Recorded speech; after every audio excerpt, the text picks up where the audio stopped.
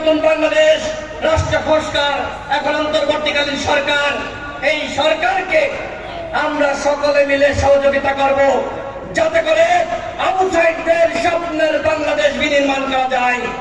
সংগ্রামী সাথী বন্ধুগণ, জাতীয় পার্টিকে বলা হয় জাতীয় বেঈমান পার্টি। জাতীয় পার্টি মনে করে যে রংপুর তাদের ঘাঁটি। আমরা বলতে চাই রংপুরের মানুষ এই জাতীয় বেঈমান পার্টিকে বয়কট করেছে। আপনারা কি জাতীয় পার্টিকে বয়কট করছেন? হাত উঁচু করে দেখান, হাত উঁচু করে দেখান।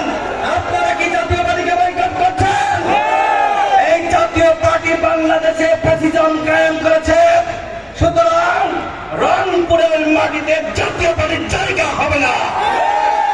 এই যে রংপুরের সাবেক অবৈধ দামি মেয়র ওই মুস্তাফিজুর রহমান মোস্তফা একজন দুর্নীতিবাজ, তার বিরুদ্ধে দুদকে অনুসন্ধান শুরু হয়েছে।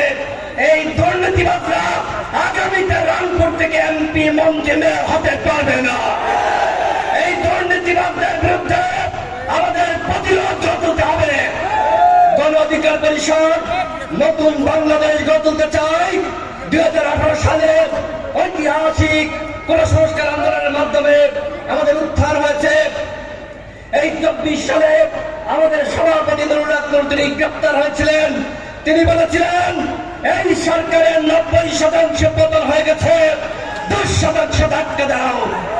এই রংপুর থেকে আপনারা সেই ধাক্কা শুরু করছেন এবং শেখ হাসিনাকে ধাক্কা দিয়ে ভারতে পাঠিয়েছেন।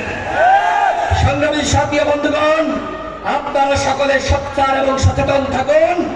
জাতীয় পার্টি এবং আওয়ামী লীগের বেতত্তারা তারা বাংলাদেশকে ধ্বংস করতে চায়। গণ অধিকার পরিষদের পক্ষ থেকে স্পষ্ট ঘোষণা, বাংলাদেশকে নতুন ভাবে গঠন করা হবে। ওই জাতীয় পার্টি আওয়ামী লীগের বেতত্তাদের আস্তানা বাংলাদেশে হবে না। আপনারা সকলে রাজপথে থাকুন। বিপ্লব কিন্তু এখন শেষ হয়নি। আমাদেরকে রাষ্ট্র সংস্কার গঠন করার মাধ্যমে এই বিপ্লব সম্পূর্ণ করতে হবে। আপনাদের সকলকে গণ অধিকার পরিষদের পাশে থাকার আহ্বান জানাচ্ছি। আপনারা কি গণ অধিকার পরিষদের পাশে আসুন? থাকার পাশে আছেন? আগামীতে গণ অধিকার পরিষদ 300 আসনে নির্বাচন করবে। আপনারা সকলে ট্রাক প্রতীকে আমাদেরকে ভোট দিবেন। আপনাদেরকে সাথে নিয়ে নতুন বাংলাদেশ গঠন করাবেন ইনশাআল্লাহ। আসসালামু আলাইকুম।